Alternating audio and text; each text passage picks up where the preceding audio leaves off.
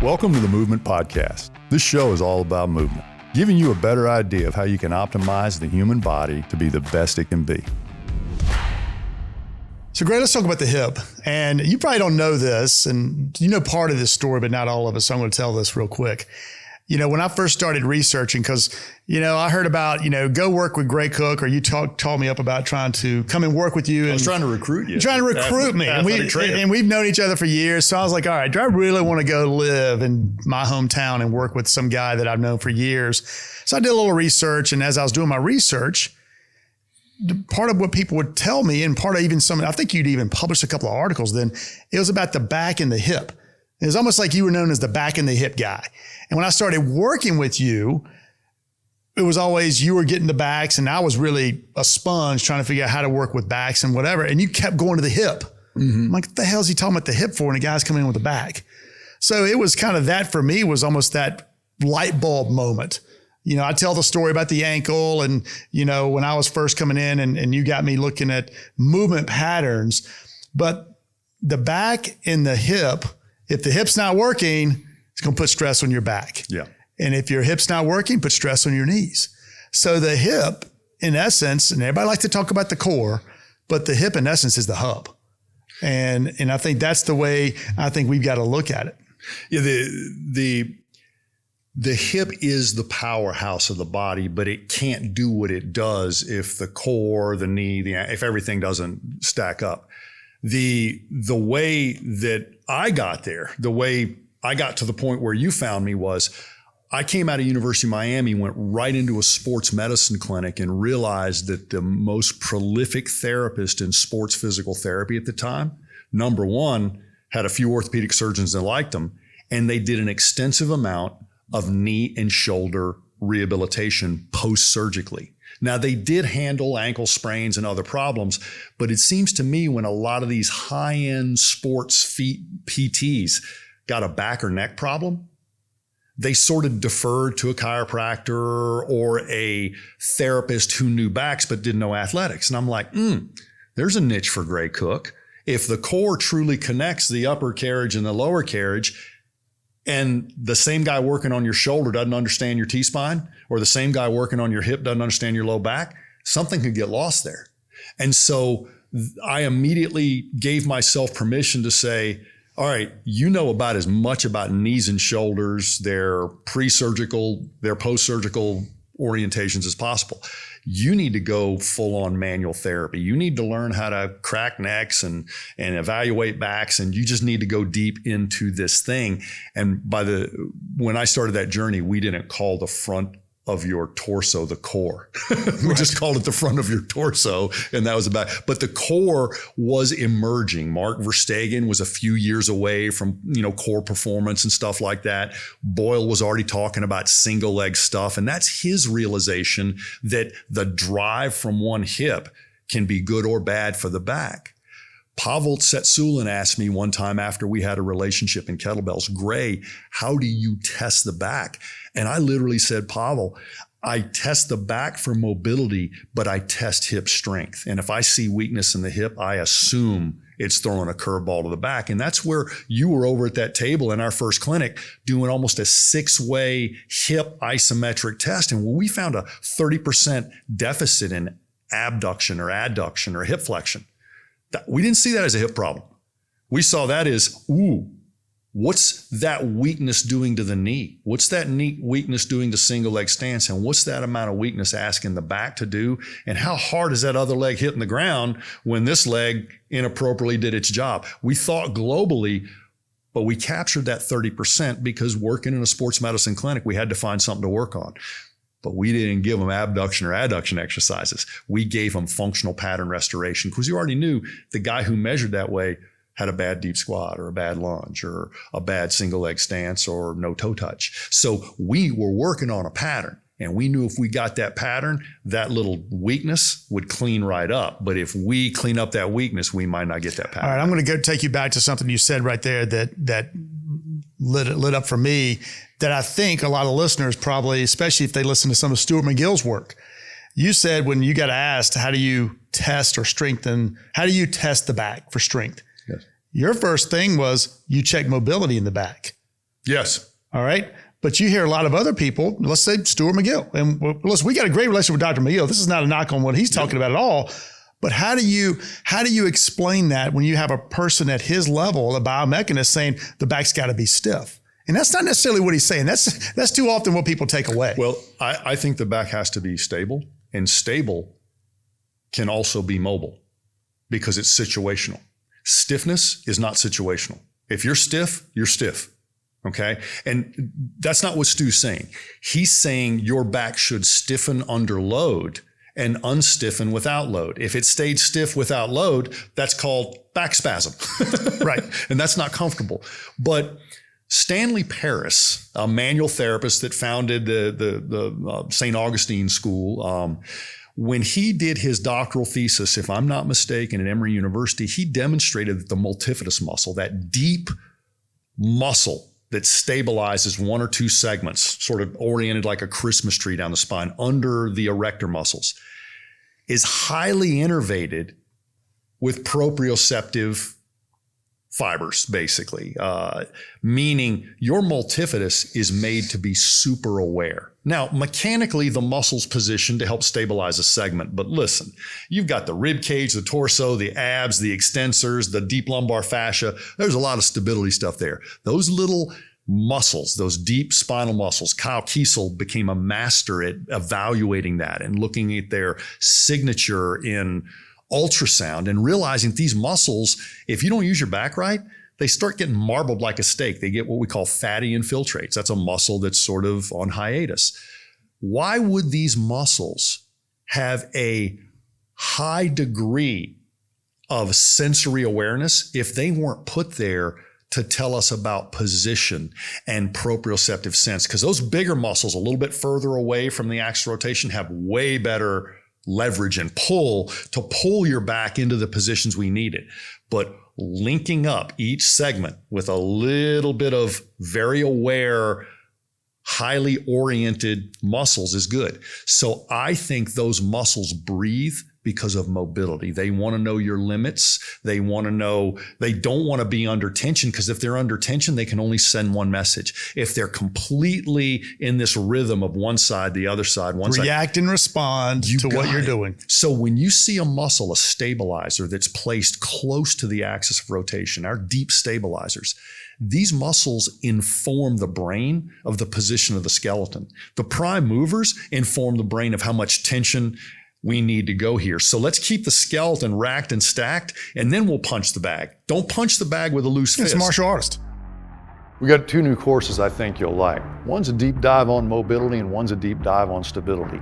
We really unpack that and show you how simple single corrective exercises aren't nearly as good as a meal of mobility assembled in a flow, in a set of stations. Do the same thing for stability. It's sort of a new way of looking at things, but it's that same old functional approach, just with nice packages that actually give you huge dividends. Back to Stu McGill.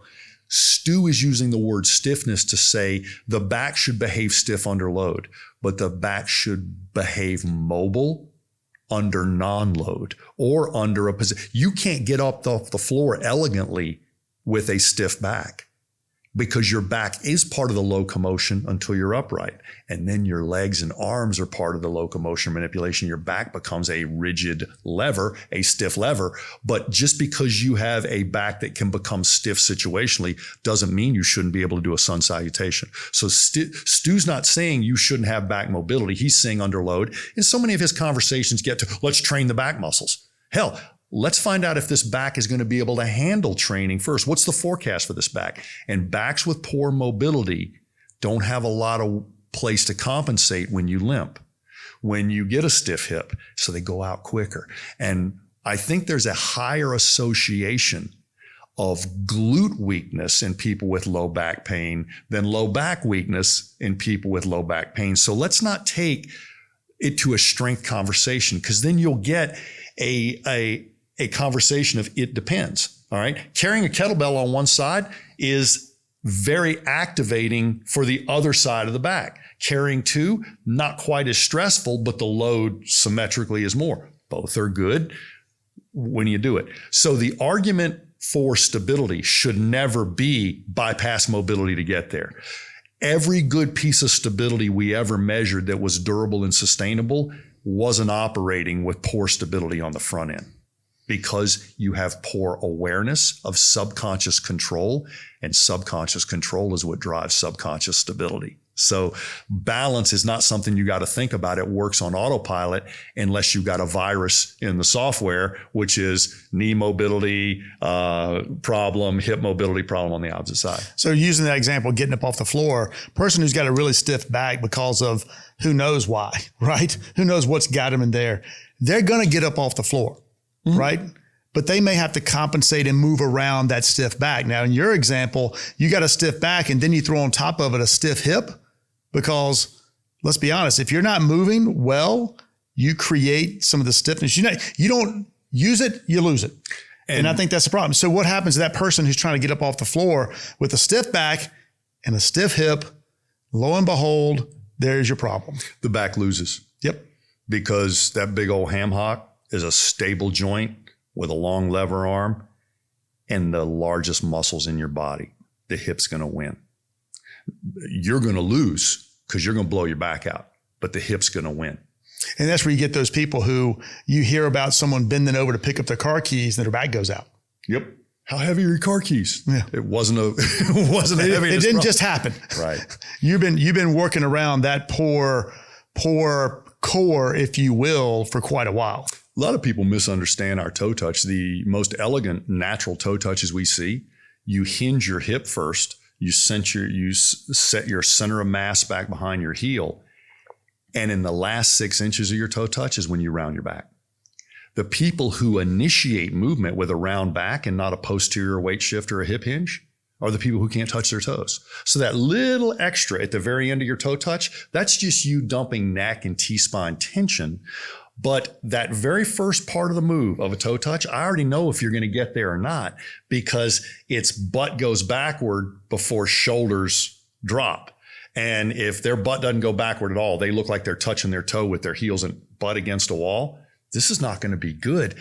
That should not even be close to your first choice of movement. So a lot of times we like to get in a strength conversation, but it's sequence. You can be strong, but if you're out of sequence, the car keys are going to blow out your back. Not because they weigh a lot, because you shouldn't have started reaching for them with your back first. You should have got your ass back behind your head. And that goes back to a conversation we have quite often. That goes back to compensation. You've got to pick up your car keys. You've got to pick up your crying baby. Whether you got good hip mobility or back stability, whatever it is, you're going to do it. You're going to use whatever strategy you need to. That person who doesn't have good hip mobility may end up bending at their knees and put too much stress on their knees. They may be dropping their center of gravity down to pick up their car keys because they don't have good back and they don't have good hips. Well, then that person walks into the clinic with a knee problem. Yes.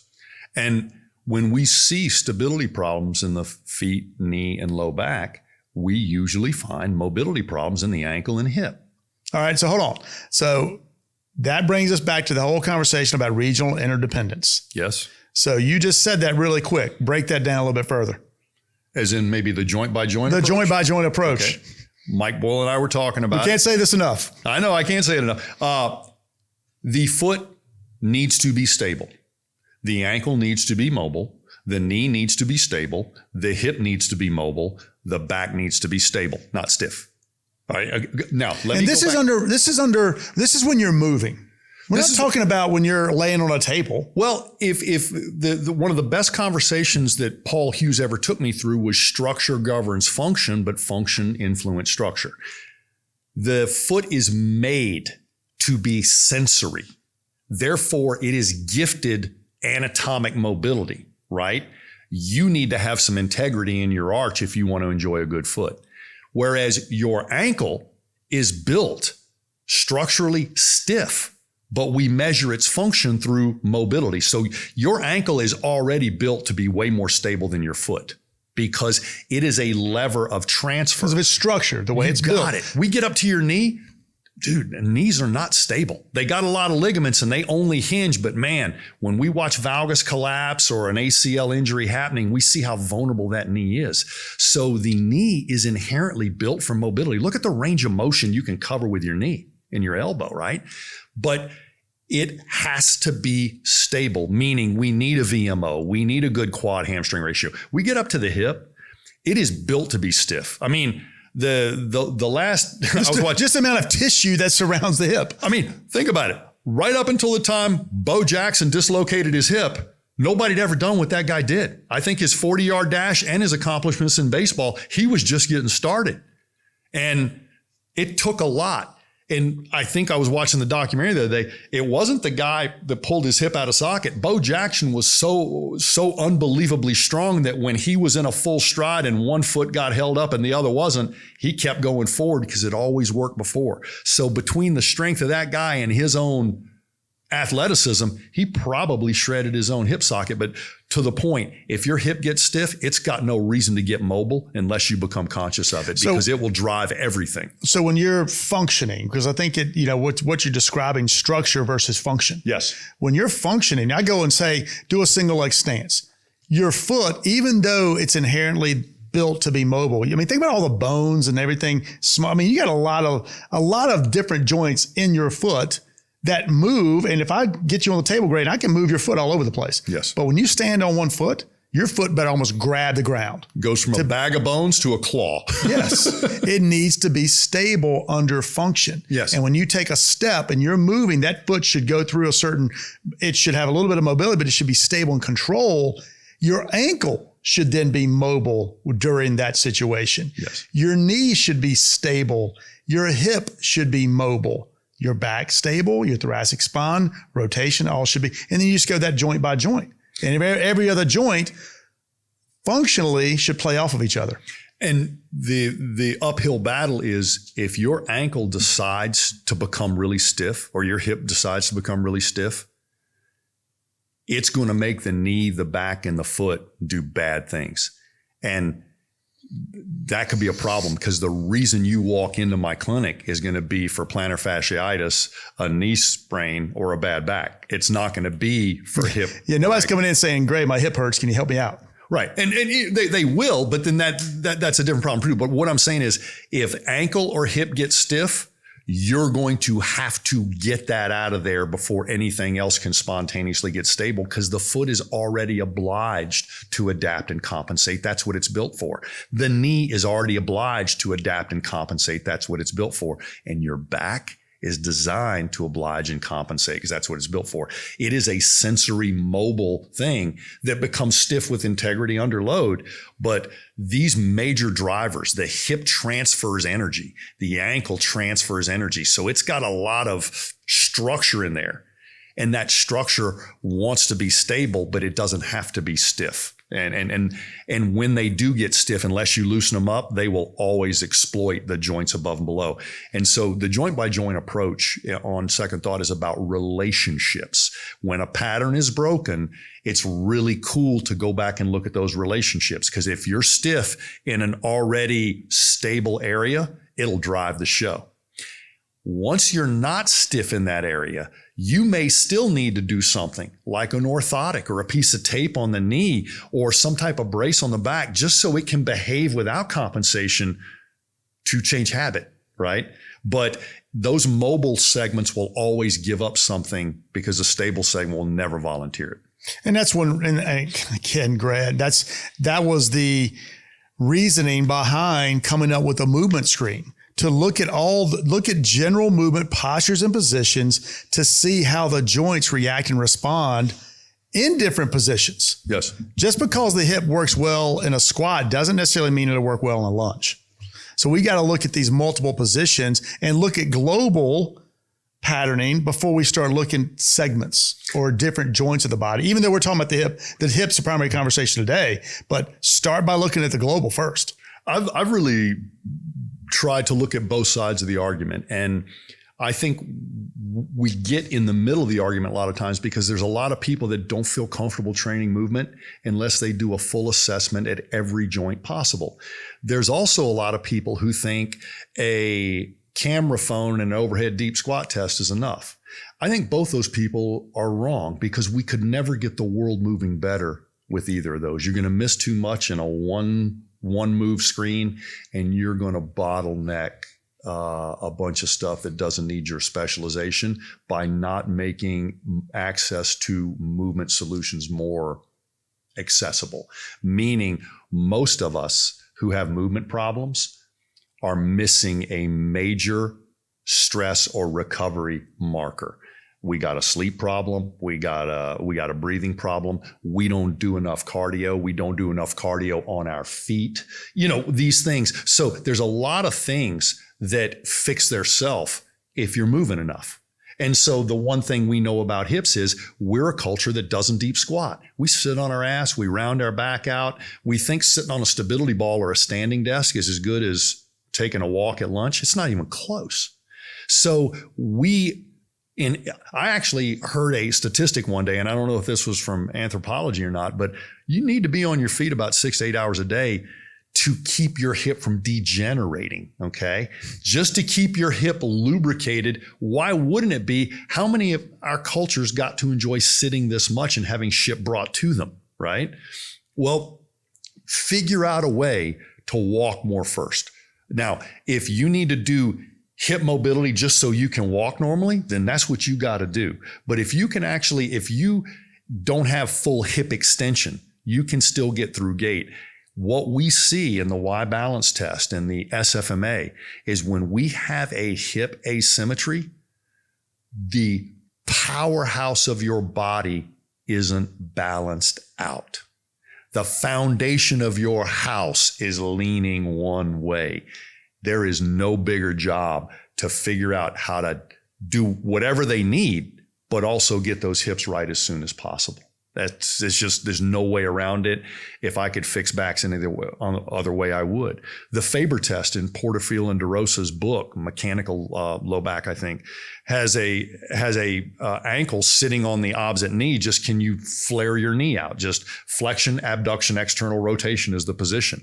And they had a simple algorithm. If it hurts you in the back, you've got a big back problem that may also be complicated by hip mobility. If it hurts you up front, you've got some isolated hip mobility that's probably going to cause even greater problems if you let it keep going. Either way, Thomas test and Faber test that we can easily link to tell us a lot about hips. And if you're thinking you're making somebody more functional and those two signatures of dysfunction don't go away, you're not. If you think you're making somebody more functional and their squat, hurdle, step, and single leg stance aren't getting better, you're not. You could be making them stronger and more flexible in isolation, but function is on your feet. It's demonstrated symmetrically, and the hips are such a overlooked part of that, because I even saw somebody who's influenced my career, Shirley Sarman, issue a bunch of back stability tests with a patient sitting on a table.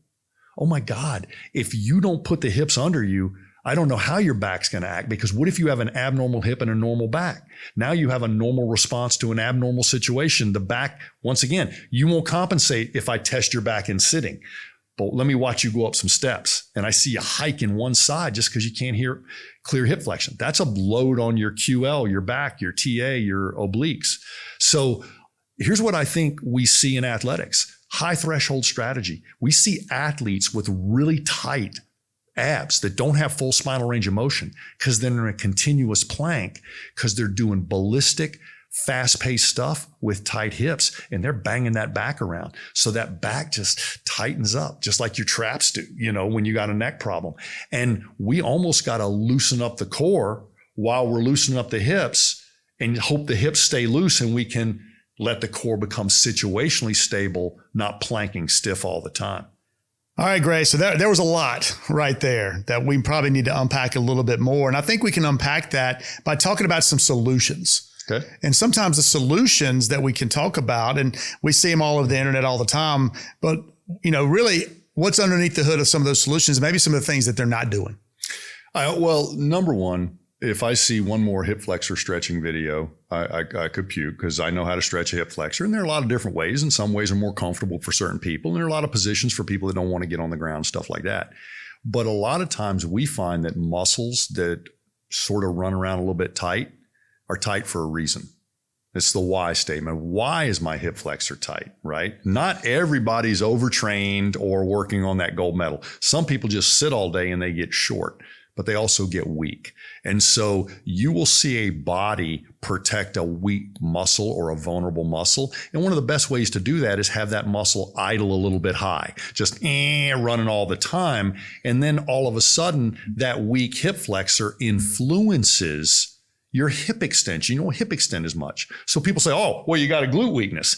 You wouldn't be upright if you had a glute weakness. You just fall over like a freaking rag doll, right? So if you're walking around all day, you might have an inappropriate amount of glute hip flexor tone. But when people see mobility problems, they don't think co-contraction. They're like, oh, I just got to stretch one muscle because they went to kinesiology class and that's the muscle that's longest here. But I like responsible ankle is own the dorsiflexion and plantar flexion, inversion, eversion. Hip is you got 6 things you got to own. And if I got a weakness in one direction, I probably got a tightness in the other. Reciprocal inhibition is going to keep that alive. So if you're stretching it, you better have checked the strength. If you're strengthening it, you better have checked the length, meaning I'm not going from one or the other. At some point, movement will tell me if this hip is normal, not a length test or a strength test. Movement will tell me it's normal. You will squat, hurdle, step, and lunge with that hip in an unencumbered, unlimited, and stable, integral way. And why it's important to look at it in different positions. Just because, okay, one of our tests is the leg raise. Well, we spent years saying it's not a hamstring problem if you got a poor leg raise. It might be. Could be. It might be a core problem. It might be a problem on the opposite hip, not allowing that one leg to go into flexion. And it's gait. It's normal gait. When I take my right foot and go out to walk and it's going to go into flexion and it's going to heel straight and I'm going to strike, well, my left hip is in extension. That's it. And one of the things we see that changes that really quick in a leg raise test is if we give you a way to engage your core, right? Just to preload your abs, all of a sudden we see it get a little bit better. But you have systematically dialed down the tone in your abs because you can't get full hip extension without loosening up your back. So with every little bit of hip extension comes a little bit of unnecessary back extension. And your back doesn't like that. Your back sort of likes to rotate a little bit and pivot and basically just transfer weight through the tensegrity or fascial system. But your individual spinal segments don't like to flex and extend with each step that you take beyond a microscopic point. Well, that goes back flex to that extension comes from your hips. Well, that goes back to the purpose of the multifidus a little bit. Exactly. Is during that motion, the multifidus should be kind of engaging because what the multifidus does, it engages, but it engages at a low level.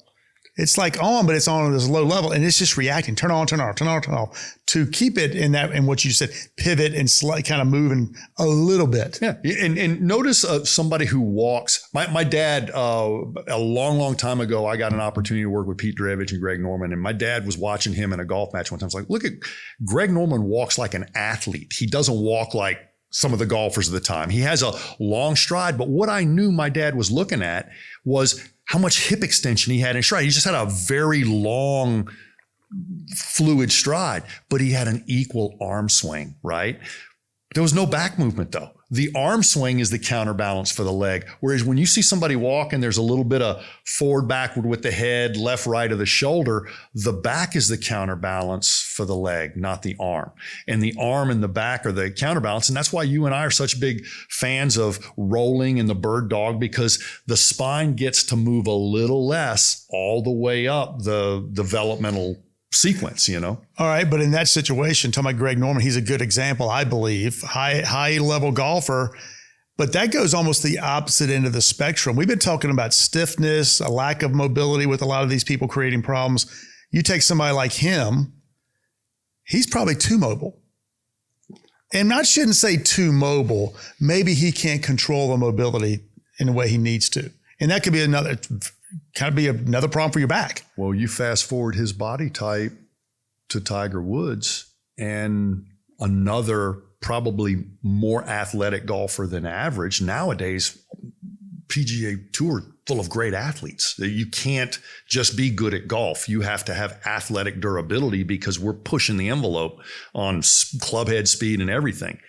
But I think a lot of people who have that gift of mobility from an early age and have type 1 fibers like both these guys do, they will exploit it. Tiger used to slam that left knee back to transfer the energy, wound up having multiple orthopedic surgeries. So you don't want to be one or the other. You don't want to be more mobile than average. You don't want to be less mobile than average. You want to work within that package and keep your integrity and accept your physical limits where they are, but you're not going to get it by exploiting mobility in one joint thinking you're going to gain something. It's going to cost you. So he had great hip mobility, and the signature is just that stride. And I've tried to learn to see that, throughout the move screen. But you're right. Everybody thinks the leg raise test is a leg raise test, not as if the other leg can't lay flat on the deck, how can you lift this leg higher? Because it may be, and I think with some of these hip mobility techniques that you see where they're just trying to go after and release, quote unquote, release or stretch out the hip flexor, they're missing a lot. They are. And it doesn't mean that the person won't feel a sense of relief, because if you've got inappropriate trap tone and I stretch your neck or give you a massage, you feel better. I didn't solve your problem, right? I just help you dump your tension, but I didn't answer why have you got this much tension. And when we see this unnecessary amount of trap tone, we see people who have a weak core and very often stiff hips. And so they've got to pull in those traps because their lower core is already compensating for their lack of hip mobility. Now their upper core has to do something it wasn't designed to do. Your head's not on a swivel anymore. It's obligated to help hold you up. So you got to shrug your way through posture instead of just put your head over your pelvis and enjoy upright stance. Well, one of the most common exercises I see is a glute bridge. And a glute bridge, people argue it's good for glute activation. Well, you and I can make a good argument that it's for deactivating the psoas or just working on getting better hip extension. And the problem with the glute bridge is too often people sacrifice stability in the spine for mobility. And unpack that a little bit. I hear you say that a lot. The body will always sacrifice stability to gain mobility.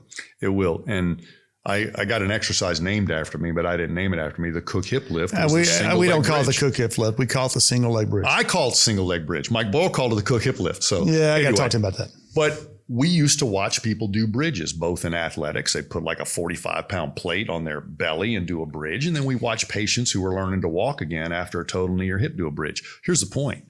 How much of that's back extension, hip extension? And most people say, oh, it's mostly hip extension.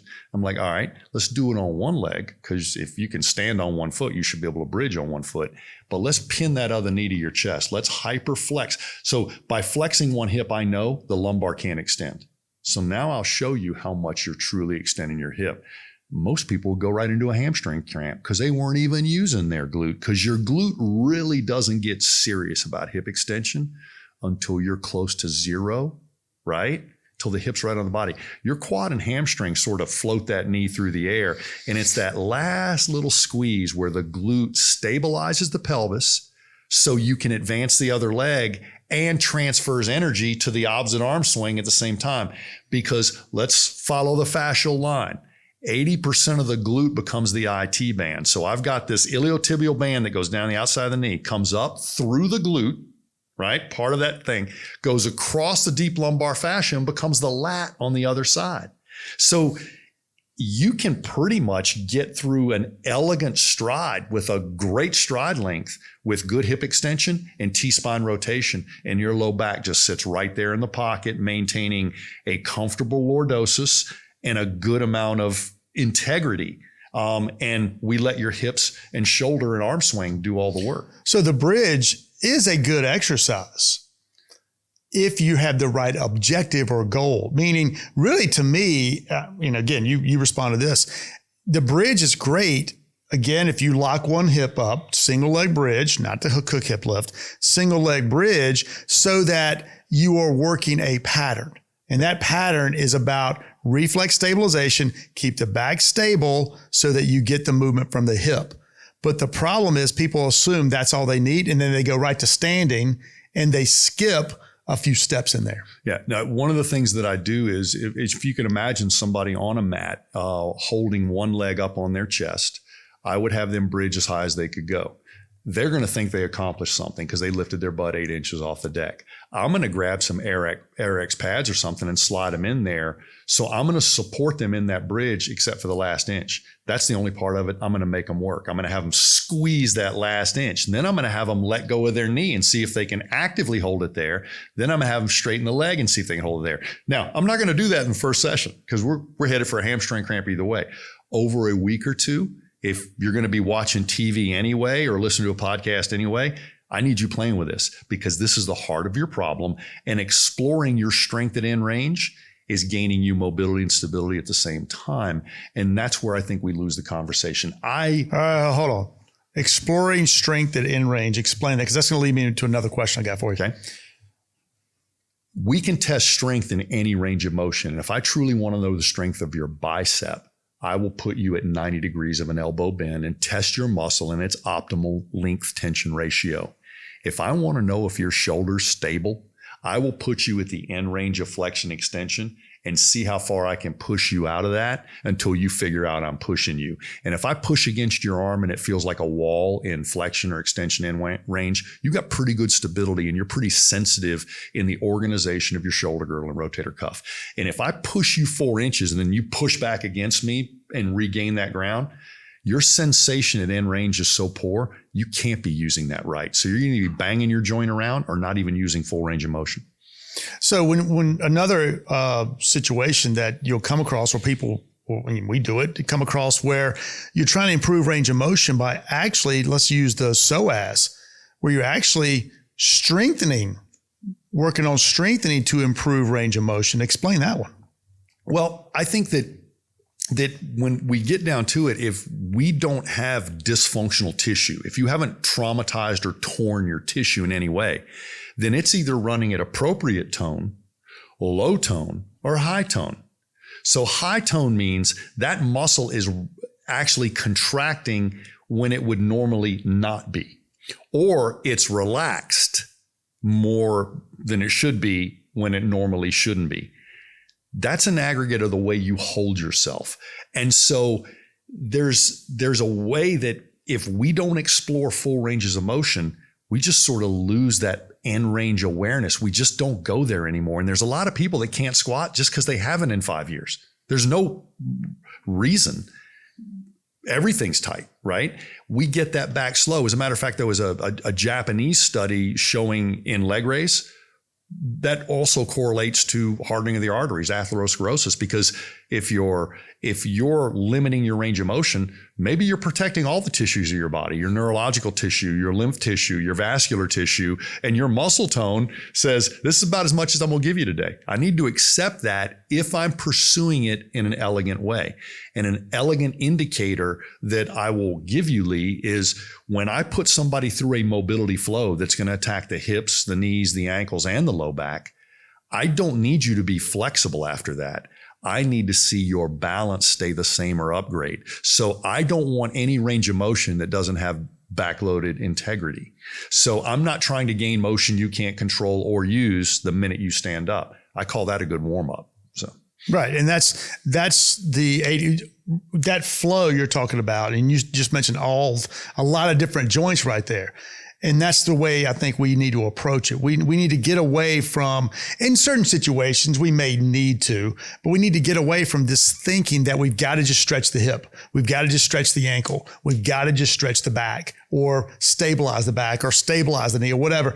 We need to put all that into a little package. So it's like as you said, a little flow instead of isolating out each one of these things. Yeah. And let's be honest. Losing hip mobility and reclaiming it is something that a lot of people can get you to.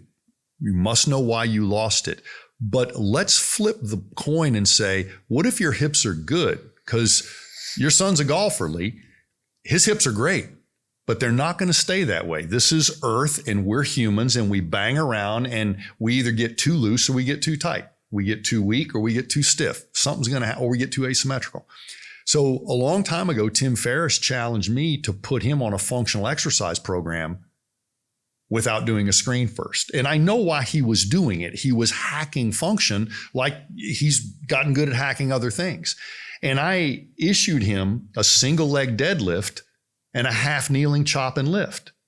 And I want to explore those from the way the hip sees that. If I have you half kneeling, pulling down and across your body in a diagonal pattern, I'm using your hip in extension on that knee down side in a static way, but it better be strong, because the more stable you are in your half kneeling stance, the better your chop and lift look, the better your med ball slam looks, the better these cool patterns look. We do it with Indian clubs too. In a single leg deadlift, you stand on your left foot and bend down with your right arm and grab a kettlebell or a dumbbell and stand back up. You've got this cross body. That's a dynamic stability hip. Well, it would make sense that if you're not stable statically, we probably shouldn't explore that single leg deadlift.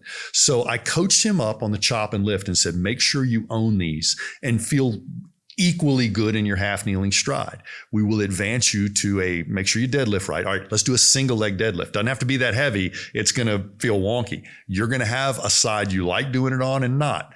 Figure it out. Get your breathing right. Own that.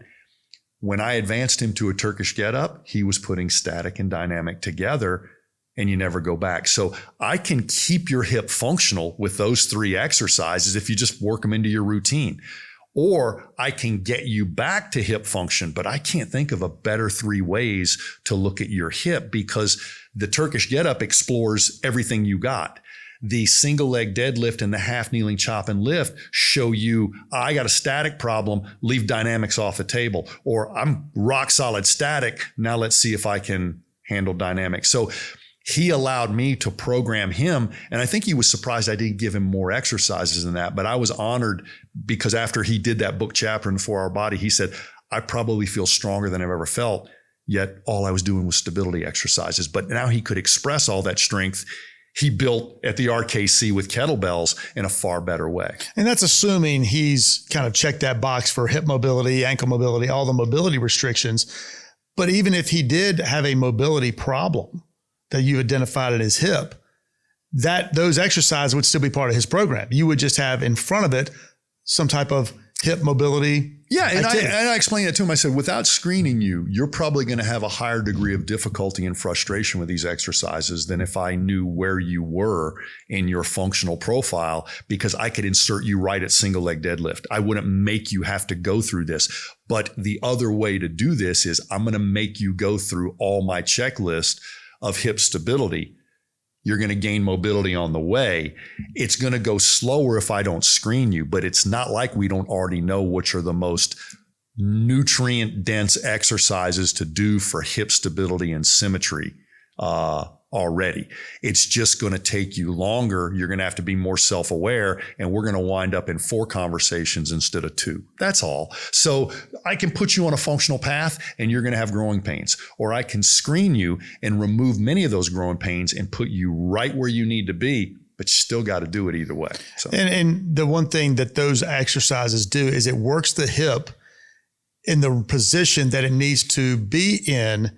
That's good for the other areas around it. Exactly. It's good for the back. It's good for the ankle. It's good for the knee. And I think there is the major kind of nugget in there, is that you've got to make sure that you're working any area of the body in a good relationship with the other areas of the body. So everybody's doing what they're supposed to be doing. It's self-limiting. And I'll take you to the half kneeling chop and lift with unbelievably strong athletes. I got to do this with Serena Williams when she was a teenager. I had her doing a half kneeling chop with a really thick. Are you really going to say Cook band? Oh my good Lord. Let's say a band. A band. Okay. She's chopping.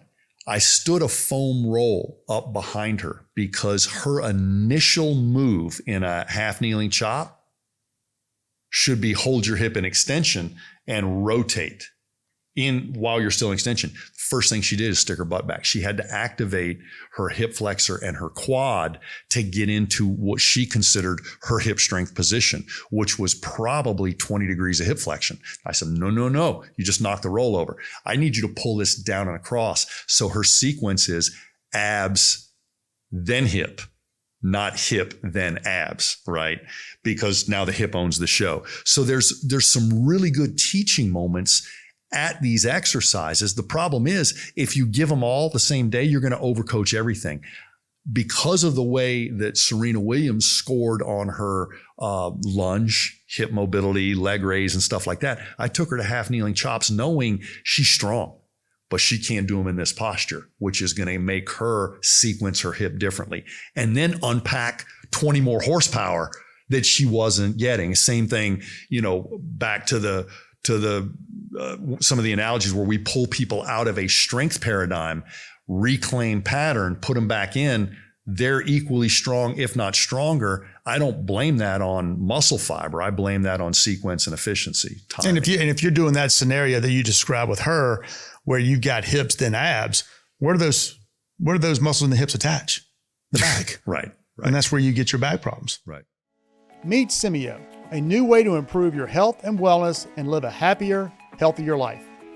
Symmio will take you through a step-by-step assessment that looks at the way you move, how you feel, and identifies lifestyle factors that contribute to your overall health and wellness. Symmio will help you understand your greatest opportunities to improve and identify any potential risk factors you may have. Once completed, you will receive a detailed wellness report and gain access to your Symmio dashboard. In there, you will find daily corrective exercises and lifestyle content designed to tackle your areas of focus and support you on your wellness journey. Ready to live a happier and healthier life? Take the first step and sign up for Symmio today.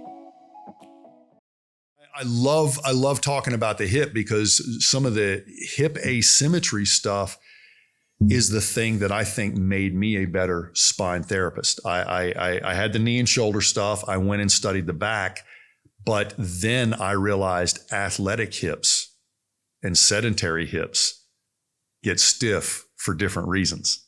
And trying to make sedentary backs and athletic backs better, I can't ignore the hip. And the hip is such an easy thing to check for range of motion and strength. It's such a great barometer that if you get into a back, especially a symptomatic back, you're going to find exactly what you're looking for, right?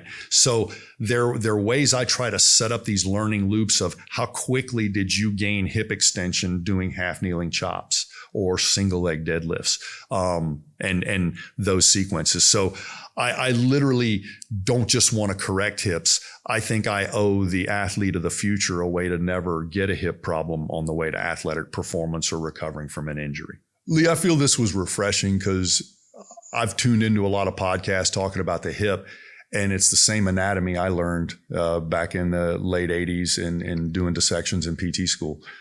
What I think we've allowed each other to do is talk about hip through pattern and relationship to the rest of the body.